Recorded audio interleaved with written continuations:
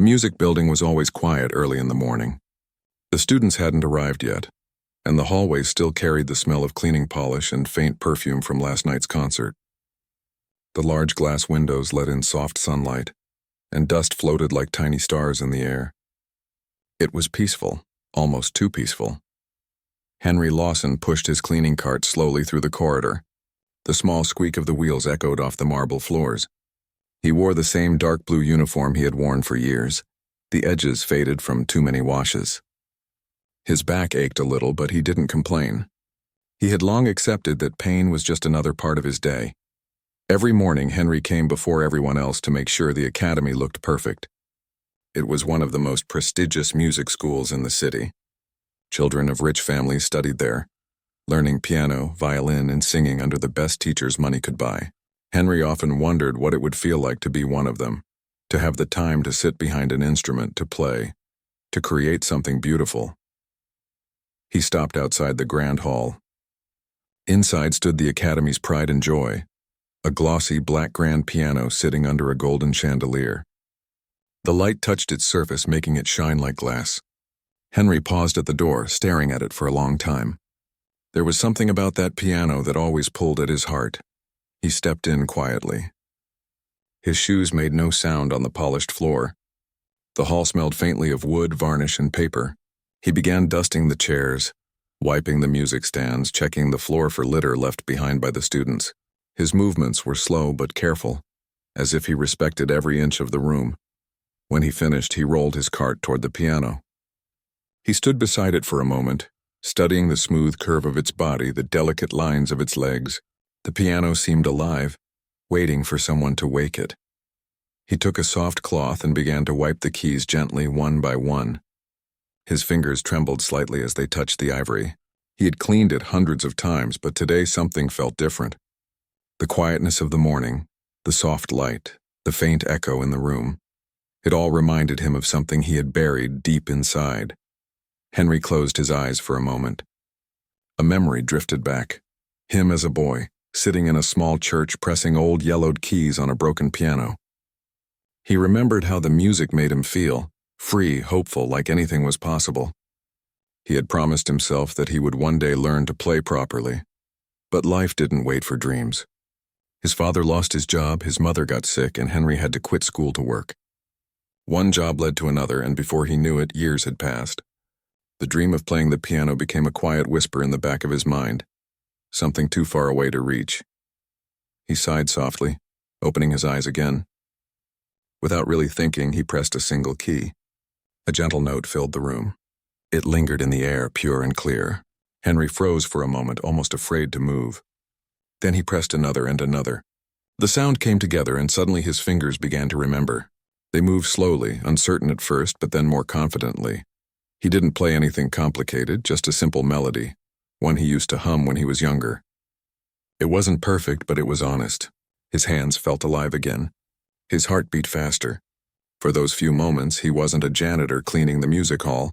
He was a man who once had dreams, a man who still had music inside him. The song filled the empty space beautifully. The sunlight touched the piano lid and glowed warmly against Henry's face. He smiled to himself, lost in the feeling. He didn't hear the door open behind him. A soft giggle broke the silence. "Well, look at this." Henry stopped playing instantly. He turned around and saw a group of students standing at the entrance, holding their expensive sheet music and coffee cups. Their uniforms were crisp, their shoes shiny. Leading them was Emily Crawford, one of the most talented pianists at the academy, and one of the proudest. Her father was a well-known businessman who had donated money for that very piano.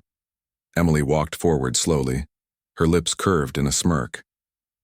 "Are you enjoying yourself, Mr. Janitor?" she asked. Her voice carried a teasing sweetness that cut sharper than anger. Henry stood up quickly, embarrassed. "I'm sorry," he said softly. "I was just cleaning." "I didn't mean to," another student interrupted with a laugh. "Cleaning? Looked like you were performing." The group chuckled, whispering among themselves. One of the boys added, "You should be careful. That piano costs more than your house." Emily crossed her arms. "Actually, it costs more than several houses." The others laughed louder. Henry felt his face flush. He wanted to explain that he hadn't meant any harm, but the words stuck in his throat. His hands, still trembling from the music, now shook from shame. "I'll get back to work," he murmured and turned to leave. But Emily wasn't done. "Wait," she said, her tone playful yet cruel. "You seem so into it. Why don't you keep playing for us? Maybe you can show us how the Janitor's symphony sounds." The laughter grew. Henry froze, not sure what to do. His eyes fell on the piano, the same instrument that had just given him a few seconds of happiness. Now it stood there like a reminder of everything he could never have. He forced a small smile and said quietly, "It's okay, miss. I'll just finish my work." Emily shrugged. "Suit yourself." She sat at the piano and flipped open her sheet music. "Let me show you how it's supposed to sound." Her fingers flew across the keys, filling the hall with fast, complicated notes. The sound was technically perfect, but cold without feeling. The students clapped, praising her brilliance. Henry stood in the corner, wiping his hands on his cloth. He didn't want to listen, but he couldn't help noticing how different her music felt from his own. Hers was polished and practiced, but his few notes, those had come from the heart. When she finished, Emily turned to him with a smirk. "See? That's what real talent sounds like." Henry nodded politely. "Yes, miss. You're very talented." He pushed his cart toward the door. The laughter followed him out of the hall. As soon as the door closed behind him, the sound faded, leaving only the faint echo of the last note she had played. Henry walked slowly down the hallway, each step heavy. He told himself it didn't matter. He was used to being invisible. People rarely saw the janitor, only the clean floors he left behind. Still, something inside him ached. For a few seconds that morning, he had felt like himself again, before reality pulled him back. He continued working in silence, sweeping floors, cleaning windows, and collecting trash. But no matter what he did, the memory of the piano stayed with him. He could still feel the smoothness of the keys, the vibration of sound under his fingertips, the way his heart had lifted when the music came alive. Later that day, as students filled the hallways, he moved quietly among them, carrying his mop and bucket. No one looked at him twice. They were too busy talking about their lessons, their performances, their plans for the weekend. Henry didn't mind. He had learned long ago that people saw what they wanted to see. When his shift ended, he went to the small maintenance room at the back of the building. It smelled faintly of soap and paint. He hung up his uniform and sat on a wooden stool. His hands still itched to touch the piano again, but he knew better than to dream about it. He closed his eyes, and in the darkness behind his eyelids, he could still hear the notes he had played that morning. They were faint but alive. Maybe one day he thought he would find the courage to play again. Not in secret, not with shame, but for himself. Outside, the sound of laughter echoed down the hall. The students were leaving for the day, their voices bright and full of life. Henry stood up, turned off the light, and stepped out into the cool evening air. He walked slowly toward the bus stop, his old shoes scraping the pavement. The city lights flickered in the distance, and the air smelled faintly of rain. As he waited for the bus, he hummed that same little tune he had played earlier. No one noticed the tired man humming softly to himself, but if anyone had listened closely, they might have heard something beautiful, something real, something full of quiet hope. For Henry Lawson, the music wasn't gone. It was still there, waiting somewhere deep inside him. The next morning, Henry arrived at the academy before the sun had fully risen. The sky outside was still a pale gray, and the city was quiet except for the sound of early buses and the rustle of leaves in the wind. He always liked this hour the most. It was calm, peaceful, and no one was around to rush him. He unlocked the main doors, stepped inside, and took a deep breath. The familiar scent of wood polish, dust, and paper filled the air. For a brief second, he forgot about what had happened the day before, but then he remembered the laughter, the mocking voices of the students, and Emily's smirk when she played after him. Henry tried to push the memory away. He told himself it wasn't worth thinking about. People like her would never understand someone like him. Still, the sting of embarrassment stayed in his chest. He filled his bucket with water and started mopping the hallway. His movements were slow but steady, and the rhythm of the mop sliding back and forth was almost like music. He imagined that if he listened closely enough, he could hear a melody in it, the sound of hard work, the sound of life moving on. As he worked, he heard laughter from the upper floor. The students had started arriving for their morning lessons. He didn't look up. He didn't want to meet any familiar faces, but as he passed the main hall, he glanced at the piano again. It looked perfect, untouched, shining under the soft light. The sight filled him with both warmth and sadness. He wished he could play it again just once without anyone judging him, but he knew that was impossible. He continued working until noon. The building was now full of sound, violins, singing, and piano scales echoing through the halls. The music filled every corner of the academy, but for Henry it only reminded him of what he had lost. When lunch break came, the students poured out into the courtyard, laughing and talking. Henry stayed behind to clean the empty classrooms. He was wiping the window of one room when he overheard two students talking outside. "Did you see that janitor yesterday?" one of them said with a laugh. "He actually played the piano." "Yeah, I heard." Emily told everyone about it. She said he looked so serious, like he thought he belonged on stage. They both laughed and walked away. Henry's shoulders sank. He hadn't realized the story had spread. Now everyone probably thought he was some kind of joke. He sat down for a moment, his eyes fixed on the floor. He didn't feel angry, just tired. The laughter of young people wasn't new to him. He'd been looked down on before. But this time, it hurt more because it touched something that mattered to him deeply. He decided to keep to himself and stay out of everyone's way. From that day, whenever he had to clean the grand hall, he did it quickly, never looking too long at the piano. But life has a strange way of giving people second chances, even when they don't expect them. A few days later, the academy prepared for an important event, the annual student recital. Everyone was busy decorating the main hall and setting up the stage. Henry was in charge of cleaning before and after each rehearsal. He kept his head down, quietly doing his work while the students practiced. That afternoon, Emily and her group were rehearsing for their performance. She sat at the same grand piano, her back straight, her posture perfect. The hall was filled with people, teachers, students, and the director, Professor Langston, who was known for his sharp eye and calm voice. Henry stayed near the corner of the room, mopping the floor. He tried not to look at anyone, but his ears caught the sound of the music. Emily was playing a fast, complicated piece, but something about it didn't sound right. The notes were all there, but they felt cold and empty. Professor Langston frowned slightly. "Emily," he said, "you're hitting every note, but you're not telling a story. Music isn't about showing off, it's about feeling." Emily nodded, but her expression showed irritation. "I'm trying, sir," she said softly. Henry looked away, pretending to focus on his mop, but the professor's words struck something inside him. He knew exactly what the man meant. Music was more than skill. It was heart. After the rehearsal ended, the hall emptied slowly.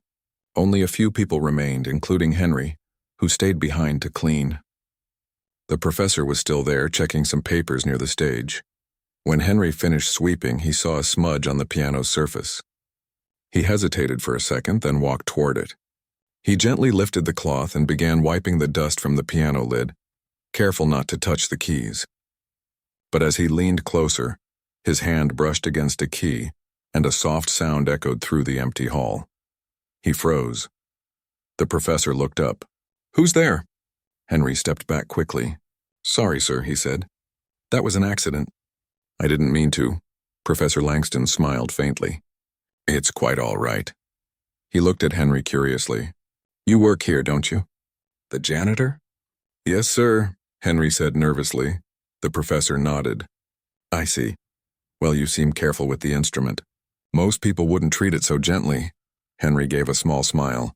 "It's a beautiful piano, sir. It deserves care." The professor tilted his head. "Do you play?" Henry hesitated.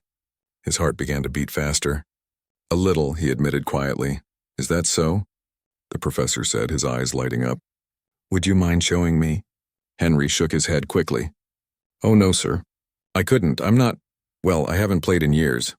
"Then maybe it's time you did," the professor said calmly, stepping aside. "Go ahead." Henry looked at him, unsure if he was serious. He wanted to refuse, but there was something kind in the professor's expression that made him feel safe. Slowly, he sat down on the piano bench. His hands trembled as he placed them on the keys. He pressed one note, then another. The sound filled the hall clear and warm. He started playing the same simple melody he had played that morning when no one was around. His fingers found the rhythm easily. like they were remembering something long forgotten. At first, the professor just watched quietly, but then one by one, a few students began entering the hall again. They stopped when they saw Henry playing. Emily was among them. Her eyes widened slightly and she whispered to her friend, "That's him, the janitor I told you about." Henry didn't see them. He was lost in the music. His hands moved gracefully, not with skill, but with feeling.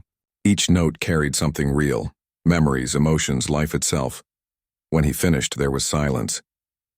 The hall for a moment felt sacred. Even Emily didn't speak. Then the professor clapped softly. "That," he said with a smile, "was real music." Henry looked down, embarrassed. "Thank you, sir." "It's nothing. I just remembered a tune from long ago." The professor stood closer. "You have something special, Mr. Lawson. You play with heart." "Not everyone does." Before Henry could respond, Emily spoke up from behind. "He's the janitor, sir," she said, her tone uncertain. "He's not trained." The professor turned to her, "And yet he made the piano sing in a way most of us forget how to. Don't you agree?" Emily's face turned slightly red. She nodded but said nothing. Henry stood up quickly, embarrassed again. "I should get back to work," he said softly. "Of course," the professor replied, still smiling. "But remember, talent doesn't care about titles or uniforms." Henry nodded and left the hall quietly. His heart felt strange, half nervous, half proud. For the first time in years, someone had noticed something good in him. As he walked down the hallway, he could still feel the warmth of the piano keys under his fingers. He didn't know what would come next, but something inside him had awakened. The dream he thought was gone wasn't dead after all. It had just been sleeping, waiting for the right moment to return. That night, when Henry got home, he couldn't stop thinking about what the professor had said. He sat at his small kitchen table, his hands still remembering the movement of the keys. He didn't have a piano, but he tapped on the table softly, pretending. For the first time in a long while, Henry smiled to himself. Maybe life wasn't done surprising him yet. The following day, the academy was busier than usual. The big recital was only 2 days away, and everyone was rushing around. The students practiced in every room, their music echoing through the long halls. Teachers walked briskly between classes, and the building buzzed with nervous energy. Henry arrived early as always, though this time, something inside him felt different. He still wore the same faded blue uniform, but there was a quiet spark in his eyes. He hadn't slept much the night before, replaying the professor's words in his head. Talent doesn't care about titles or uniforms. It had been years since anyone told him something like that. For the first time in a long while, Henry felt seen, not just as a janitor, but as a person who still had something special inside him. As he moved his cleaning cart down the corridor, a few students looked at him curiously. They had heard about what had happened in the hall the day before. Some whispered to each other when he passed, though not all of it sounded mean this time. A few even smiled politely. He tried not to pay attention. He still had floors to mop, windows to clean, and trash bins to empty. But his mind wasn't on the work. It kept drifting back to the piano.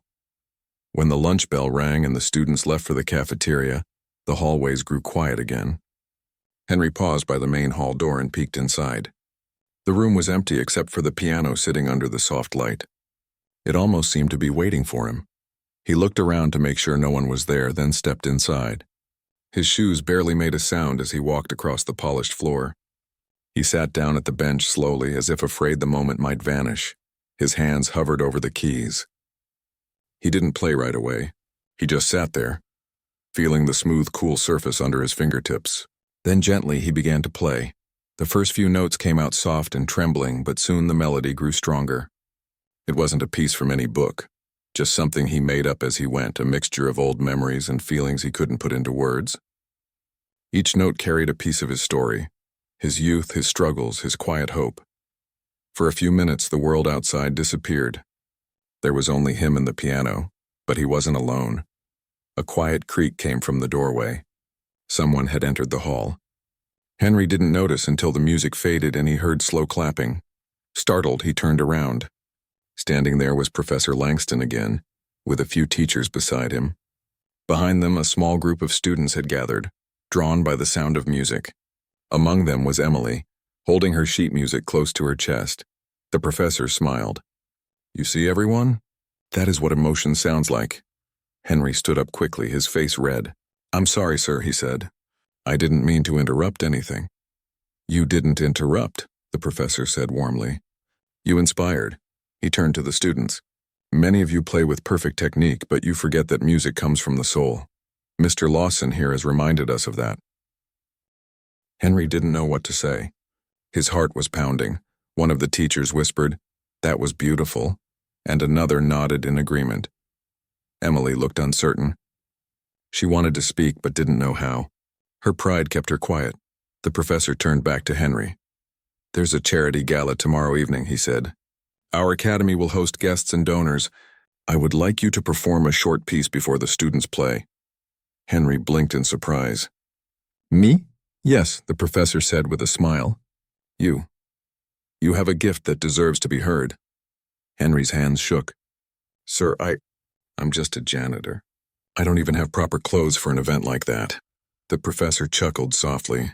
We can take care of that. What matters is your music, the teachers murmured in agreement. Emily shifted uneasily. For the first time, she looked unsure of herself. Professor, she began, are you serious? The guests are expecting trained performers, students. The professor looked at her gently. And they will hear students perform after Mr. Lawson, but remember, Emily, music isn't about who you are. It's about what you give. Emily lowered her gaze and said nothing more. Henry wanted to refuse, but something deep inside him whispered that maybe this was his moment. He had spent his life cleaning floors beneath other people's dreams. Maybe just once he could stand under the light for his own. He nodded slowly. All right, sir. I'll try, the professor smiled. Good. We'll see you tomorrow. When they left, Henry stood alone in the hall, his heart racing. He sat down again and stared at the piano, wondering what he had just agreed to do. That night at home, Henry practiced on his old wooden table. He didn't have a piano, but he remembered every note, every movement. He tapped the melody with his fingers, imagining the sound in his head. The tune was simple but full of life, just like him. He barely slept that night. He kept thinking about the gala, about all the people who would be watching. Doubts crept into his mind. What if I make a mistake?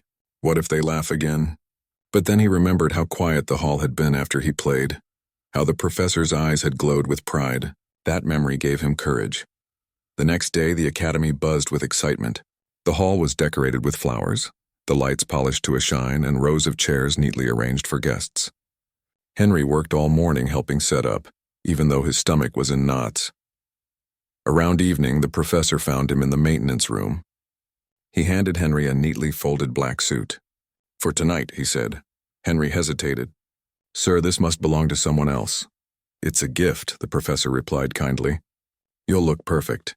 Henry swallowed hard and took the suit. He changed in silence, feeling awkward at first. When he looked in the small mirror, he hardly recognized himself. For a moment, he didn't see a janitor. He saw a man who still had a dream. When the time came, the guests began to arrive. They filled the hall with soft chatter and the rustle of expensive clothes. Emily and her group sat near the front, whispering to each other. The students had all been told that Henry would perform first, and some were still skeptical.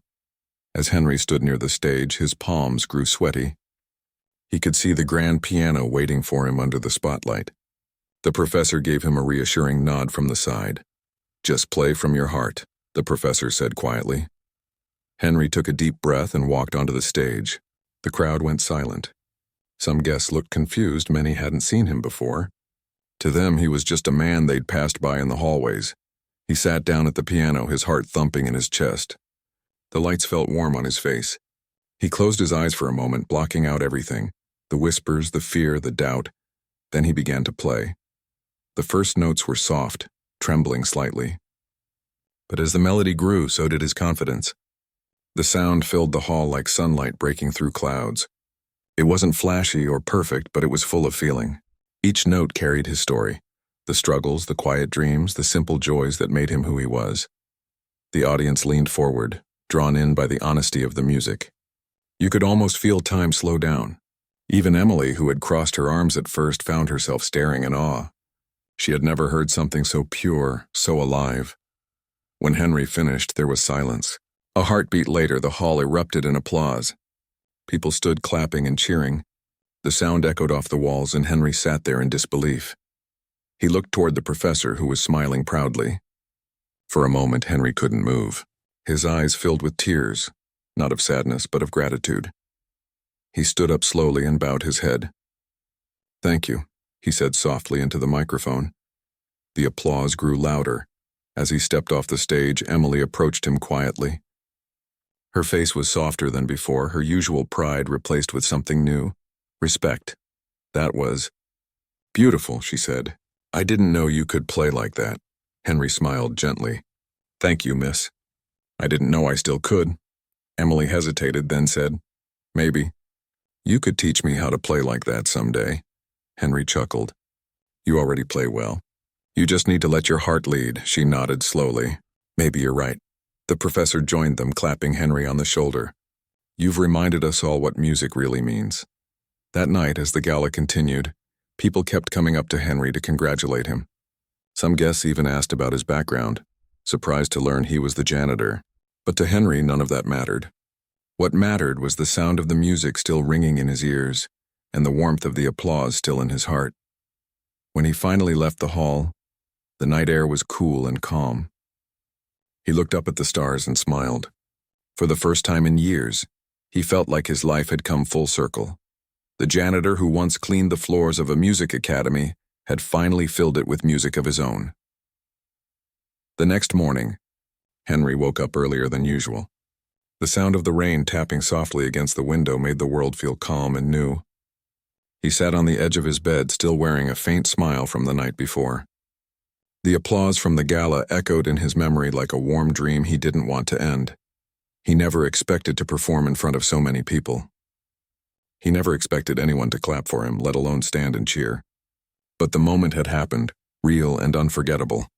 The sound of the piano still lingered in his heart, each note reminding him that dreams didn't die with age. Sometimes they just waited patiently. He got ready for work like always. The same faded blue uniform, the same slow bus ride across town. Yet everything felt different. The streets looked brighter, the people kinder. Even the morning air smelled sweeter. When he reached the academy, the place buzzed with excitement. Students were still talking about the gala from last night. They spoke about the performances, the guests, the decorations, and, surprisingly, about the janitor who played the piano. Henry felt their eyes on him as he walked through the halls. A few students smiled and nodded respectfully. Some even stopped to thank him for his performance. It felt strange being noticed. For years he had been invisible. Now suddenly people saw him. One boy called out, "Sir, your music last night was amazing." Henry smiled shyly. "Thank you. I just played what I felt." As he continued walking, he saw Emily near the main staircase. She was surrounded by a few classmates, but when she noticed him, she stepped away from the group and walked over. "Good morning," she said softly. "Morning, miss," Henry replied politely. "I wanted to thank you again," she said, her tone quieter than usual. "Everyone's been talking about your performance. My father was there too. He couldn't stop praising you. He said your playing had more emotion than most professionals he's heard." Henry chuckled modestly. "That's very kind of him." Emily hesitated for a moment, then added, "You were right. Music needs heart. I think I finally understand what the professor was trying to teach me." Henry nodded. "Sometimes it takes time to see things clearly." She smiled, then said, "I was wondering, would you play with me sometime? Maybe we could do a duet." Henry blinked in surprise. "A duet?" "Yes," she said with a small laugh. "You and me. I could use a lesson or two from someone who really knows how to feel the music." He hesitated, unsure if she was serious, but her eyes were sincere. "All right," he said after a moment. "If you don't mind learning from an old janitor," she smiled. "I'd be lucky to." From that day on, things began to change inside the academy. Henry still did his regular cleaning job, sweeping floors, polishing windows, fixing small things here and there, but every now and then, when the halls were quiet, Emily would find him, and they'd practice together in the main hall. The first time they played side by side, the sound was a little awkward. She was fast and precise, while Henry was gentle and emotional. But slowly they began to find a rhythm together. Her sharpness softened, and his playing gained confidence. They learned from each other without needing many words. Sometimes other students would pass by and stop to listen. Some joined them for fun, adding violins or flutes. What began as a small moment between two unlikely friends started to bring the whole academy together. Even the professors noticed. They said the atmosphere had changed. The students were more humble, more eager to connect with their music. It was as if Henry's simple honesty had reminded everyone why they loved what they did in the first place. Weeks passed, and the bond between Henry and Emily grew stronger. She often stayed after her classes to help him clean the hall, even though he told her she didn't need to. "I like helping," she'd say with a smile. "It gives me time to think." They talked about life while they worked. Henry told her stories from his younger days, how he used to play at a small church when he was a teenager, how he had to quit school when his parents fell ill, how life had been hard but never completely hopeless. Emily listened closely. She told him about her struggles too, how being the daughter of a wealthy family came with its own pressures, how she often felt she was playing for others' approval rather than for herself. They were two people from completely different worlds, yet somehow they understood each other perfectly. One afternoon, while they were practicing, Professor Langston walked in quietly and listened for a while. When they finished, he applauded. "That," he said warmly, "is the kind of harmony no lesson can teach." Henry smiled. "Thank you, sir. She's getting better every day." Emily laughed. "No, he's just being nice. He's the one teaching me." The professor looked thoughtful for a moment, then said, "Mr. Lawson, I've been meaning to speak with you. There's something I'd like to propose." Henry looked curious. "Yes, sir?" "I'm starting a new program for young musicians who can't afford to study here," the professor explained. "We'll offer free lessons and instruments. I'd like you to help lead it, to teach them the basics and, more importantly, to teach them what real music means." Henry froze. "Me, teach?" The professor nodded. "You have more to give than you realize. You understand music not just with your hands but with your heart. That's what these children need." For a moment, Henry didn't know what to say. His eyes glistened slightly. "Sir, I don't have any formal education. I'm not qualified." The professor smiled. "Sometimes the best teachers aren't the ones with the most certificates. They're the ones who have lived the lesson themselves." Emily looked at Henry eagerly. "You should do it. You'd be amazing." Henry took a deep breath. He thought about the children who might one day sit at a piano, just like he had as a boy, dreaming of playing but never having the chance. The idea filled him with warmth. "All right," he said quietly. "I'll do it." The professor's face lit up. "Wonderful. We'll start planning immediately." News of the program spread quickly. Donations came in from parents and sponsors who had attended the gala, touched by Henry's story. The Academy's board approved it, and soon a new sign was placed outside one of the smaller classrooms. "Community Music Room, open to all." Henry spent his evenings there after finishing his janitorial work. The first students were children from nearby neighborhoods, shy, curious, and full of dreams. Some had never touched an instrument before. Henry taught them gently, showing them how to listen, how to feel each note, how to let music tell their stories. He didn't just teach them how to play. He taught them to believe in themselves. Emily often joined him, helping with lessons. She played alongside the children, showing them that even someone from a wealthy background could learn from a janitor. Her attitude changed completely. She was kinder, more humble, and more grateful. The classroom soon filled with laughter and music. What had once been a quiet space turned into a place of joy and hope. Henry would often stay late, cleaning up after the lessons, humming softly to himself. He was tired, but it was a happy kind of tired. One evening, as he locked the room, Emily's father came to see him. "Mr. Lawson," he said, shaking Henry's hand warmly, "I wanted to thank you. My daughter hasn't stopped talking about you in this program. You've changed her life, and many others too." Henry smiled humbly. "I'm just trying to help, sir." Her father nodded. "Sometimes helping others is the greatest form of success. I'd like to offer support. Funds, instruments, whatever you need to keep this going." Henry was speechless for a moment. "That's very generous, sir." "It's the least I can do," the man replied. "Your story reminded me that wealth isn't measured in money, but in the lives we touch." Henry thanked him quietly. As the man left, Henry stood alone in the empty hallway, looking through the glass door at the room where the children had been learning. The piano inside gleamed softly under the lights. He thought about how much had changed in just a few weeks. Once he had been laughed at for touching a piano. Now that same piano had become the heart of something beautiful. As he turned off the lights and stepped outside, the rain had stopped. The streets were wet, shining under the lamplight. Henry walked home slowly, his steps steady, his heart light.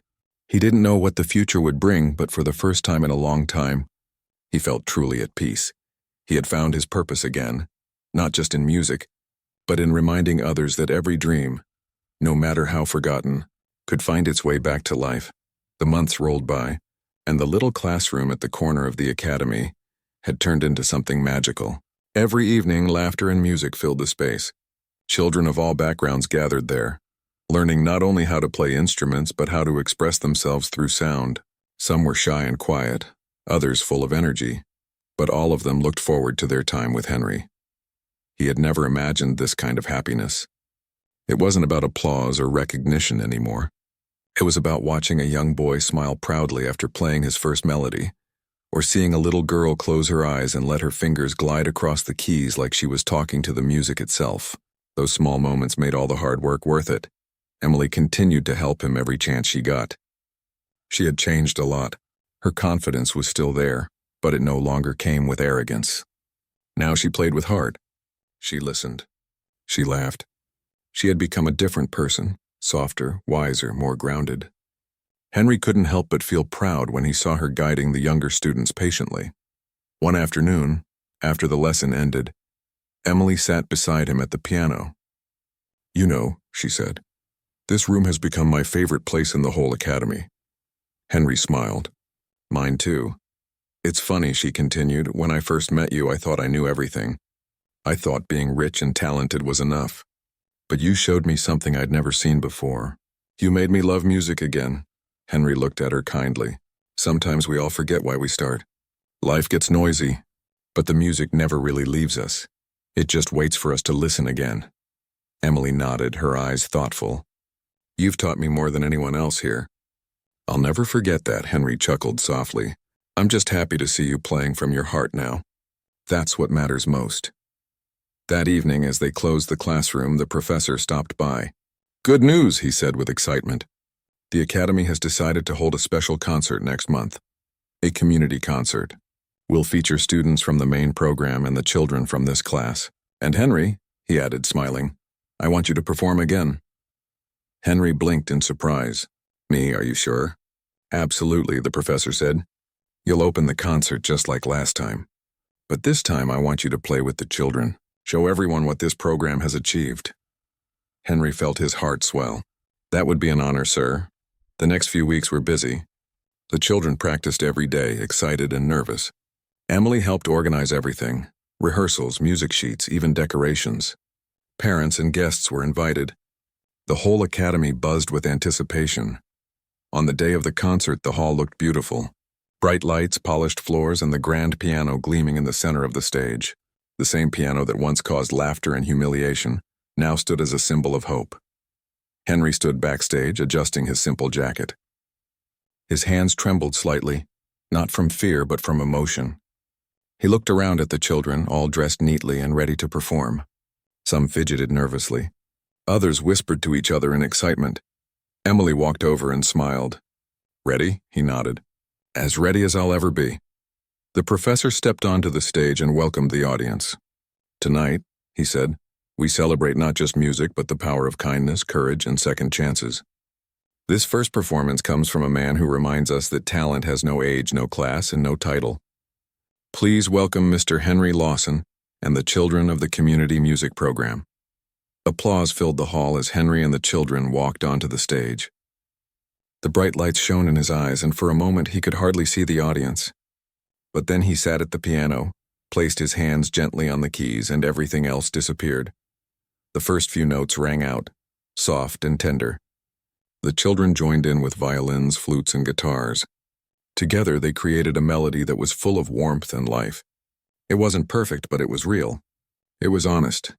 Each child played with heart, and Henry guided them like a gentle wave leading the tide. When the final note faded, the hall erupted in applause. Some people stood, clapping with tears in their eyes. The sound was overwhelming, yet comforting. Henry looked at the children. They were beaming with pride. Emily, standing to the side, clapped the loudest of all. After the performance, several guests came to congratulate him. One woman said, "That was the most beautiful thing I've ever heard." Another added, "You've given these children something priceless." Henry smiled modestly each time, thanking them softly. He wasn't used to attention, but it felt different now. It wasn't about him. It was about the music, the children, the change that had blossomed in this place.